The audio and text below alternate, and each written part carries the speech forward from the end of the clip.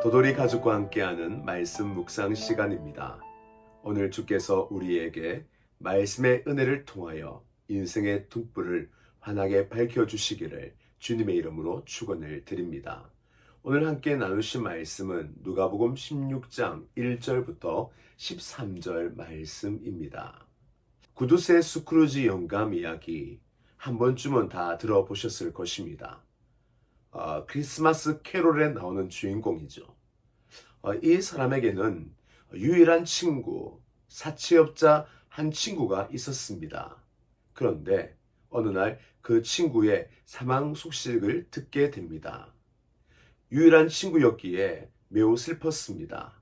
그리고 그 슬픔을 가지고 잠을 잤는데 꿈속에 그 친구가 나타난 것입니다. 그 모습이 영 예사롭지가 않습니다.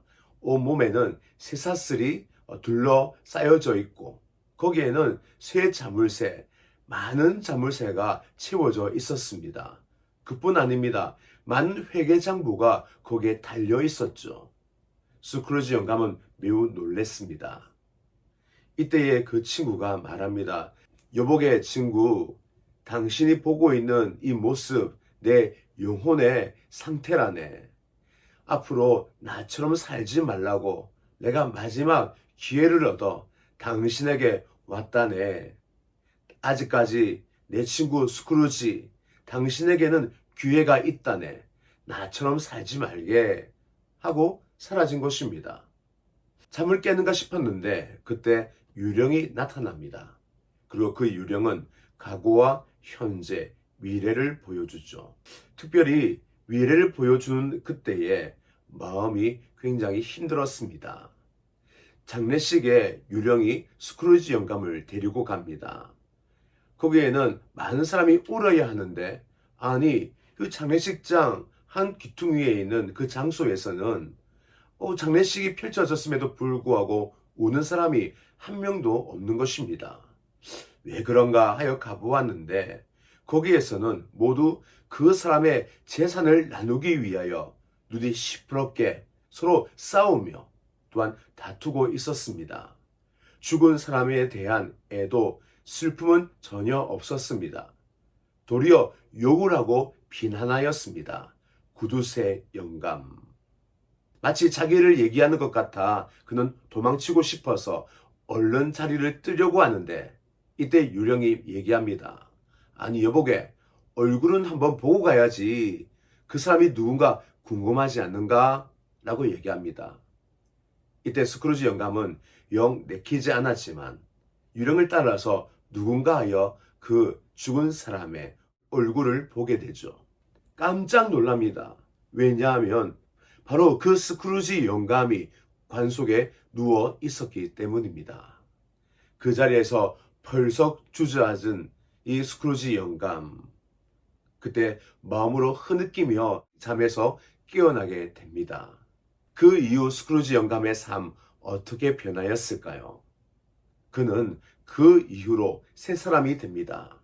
자신이 가지고 있었던 재산, 불우한 사람들, 그리고 가난한 사람들에게 나누어 주고 또한 식량이 없는 사람들에게는 빵을 사서 또 도와주고 그리하여 그 인생 말년 많은 사람으로부터 구두쇠 영감 스크루지가 아니라 천사 영감 스크루지라는 별명을 붙게 된 것이죠.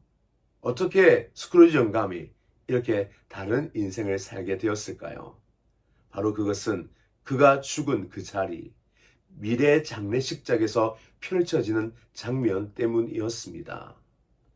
미래의 자신의 죽음을 보면서 자신의 미래의 처지를 알고 앞으로 어떻게 살아야 할지 그는 큰 고민을 하게 되었고 무엇을 하며 또한 어떻게 죽음을 준비해야 될지 그는 깊은 깨달음을 얻었던 것입니다.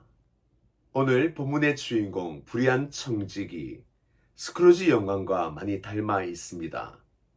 그는 불의한 청지기로 주인의 재물을 낭비하고 또 나중에는 주인의 재물을 통하여 빚을 감면하고 원금을 감면하여 나중에 자신의 미래를 준비하는 모습을 우리에게 보여주고 있습니다.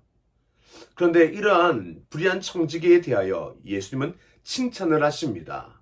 바로 그 주인이 칭찬을 하는 거죠.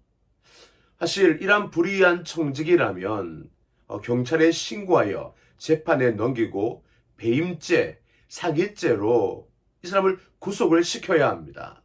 그러나 주인은 얼마나 넉넉하고 여유가 있는지 이 불의한 청지기의 행동을 보면서 허허허 이렇게 웃고 오히려 칭찬하는 모습을 보여주고 있습니다. 이 세대의 아들들이 빛의 자녀들보다 더 지혜롭다. 그들은 불의한 재물로 친구를 삼는구나 라고 칭찬을 하십니다. 그렇다면 이 주인 또 예수님은 이 불의한 청지기의 어떤 면을 칭찬을 하신 것일까요? 첫 번째는 자신의 상황을 받아들이는 지혜가 있었습니다. 주인이 자신이 저지른 일에 대하여 질책을 하고 또 앞으로 그를 파면할 것이다 라고 얘기했을 때에 그는 자신의 잘못을 그대로 수긍을 합니다. 이렇게 파면된 일에 대하여 원망하거나 불평하거나 그는 주인에 대하여 부정적인 마음으로 매이지 않습니다.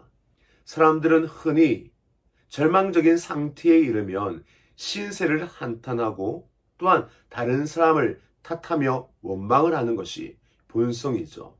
그런데 오늘 이 불의한 청지기는 일어난 일, 현재의 상황에 대하여 누구를 탓하거나 원망하거나 또한 이것으로 자신의 신세를 한탄하지 않습니다.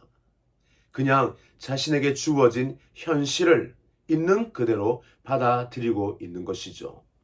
그가 주어진 현실을 받아들일 때에 그에게는 새로운 세계로 발돋움할 수 있는 시야가 열리는 것입니다. 많은 사람들은 과거에 또 자신의 실수에 또 여러 가지 상처와 아픔에 매여 과거에서 벗어나지 못하고 과거에 매인 채 계속 다람쥐 쳇바퀴 돌듯 그 과거 주변머리에 서성이는 것을 우리는 보게 됩니다. 그리하여 남을 탓하고 또 자신의 신세를 한탄하고 그저 자기에게 주어진 운명을 불평할 뿐입니다. 이들에게는 희망이 없습니다. 새로운 구원의 자리로 발돋움하여 옮겨갈 힘이 없는 것이죠. 자신에게 주어진 현실을 받아들이지 아니하고는 앞으로 달려가야 할 미래를 볼 수 없는 것입니다. 그리고 지금 무엇을 해야 될지 가장 올바른 방법, 그 지혜를 가질 수 없는 것이죠. 저와 여러분은 과거의 사람이 아니라 현실에서 미래를 지향하고 미래를 향하여 달려갈 수 있는 지혜를 가지시기를 주님의 이름으로 축원을 드립니다. 두 번째, 주인이 칭찬한 그 지혜는 자신이 주어진 상황 속에서 가장 현명한 살 길을 찾았다라는 것입니다. 아마 이 청지기는 나이가 들었고 스스로 먹고 살 수 없는 그런 지경에 이르는 것 같습니다. 그래서 빌어먹자니 부끄럽고 또 일을 하자니 힘이 없어서 일을 할 수 없는 사람. 그리하여 불의하지만 그는 지혜를 발휘합니다. 그 당시 문화는 선의를 받으면 그 호의와 선의에 대하여 반드시 책임을 지는 것이 그 사회적 풍습이었습니다. 마치 적금을 드는 거죠. 우리가 정말 보험을 들듯이 연금을 들어 우리 미래를 보장하듯이 오늘 불의한 청지기는 주인의 돈을 가지고 그 감면을 해줍니다. 선의와 호의를 베푸는 거죠. 이러한 선의와 호의를 받은 사람들은 나중에 되돌려 줘야 될 책임을 가지게 되는 것입니다. 이 불의한 청지기는 불의한 재물로 정말 친구를 삼아서 그 친구를 통하여 미래를 준비하는 지혜를 가졌던 것입니다. 오늘 예수님은 바로 이러한 지혜를 칭찬을 하신 것입니다. 우리가 불의한 청지기입니다. 그리고 주인은 우리 하나님이시죠.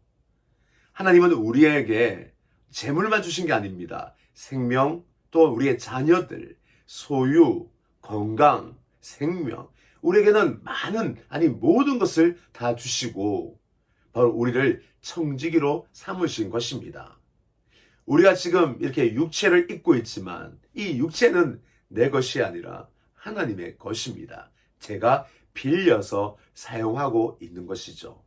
그렇다면 우리가 왜 불의한 청직인가? 그것은 우리에게 주신 이 몸, 주인을 위해 사용해야 합니다.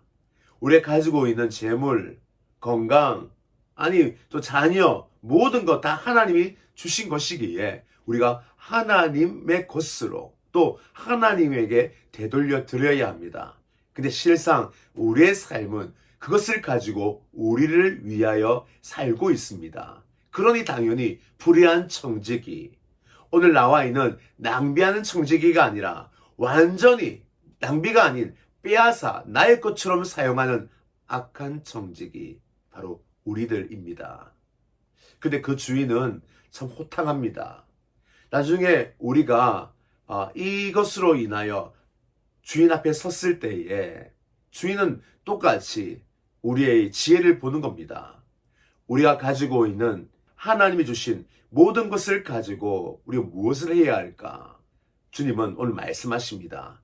친구를 삼아야 한다고. 우리가 주님의 나라에 갈 때에 우리의 참 먹고 사는 것, 천국에서 살 수 있도록 보장해 주는 것, 호의를 베풀 친구를 사귀어야 된다라고 오늘 본문은 말하고 있는 것입니다.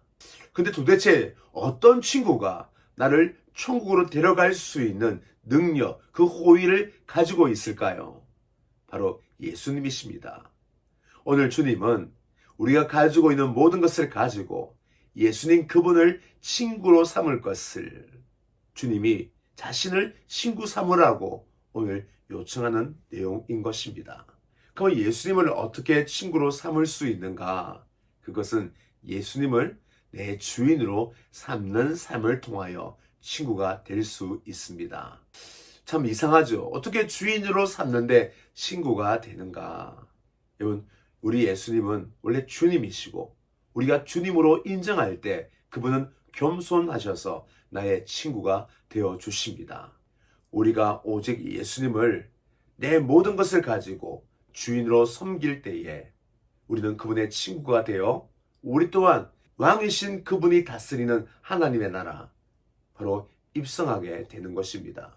저와 여러분, 주님이 주신 이 모든 것을 가지고 지혜로운 청지기가 되어 예수님을 내 친구로 삼고 또 예수를 내 친구로 삼기 위하여 예수님을 내 인생의 주인으로 모시는 저와 여러분 되시기를 주님의 이름으로 축원을 드립니다.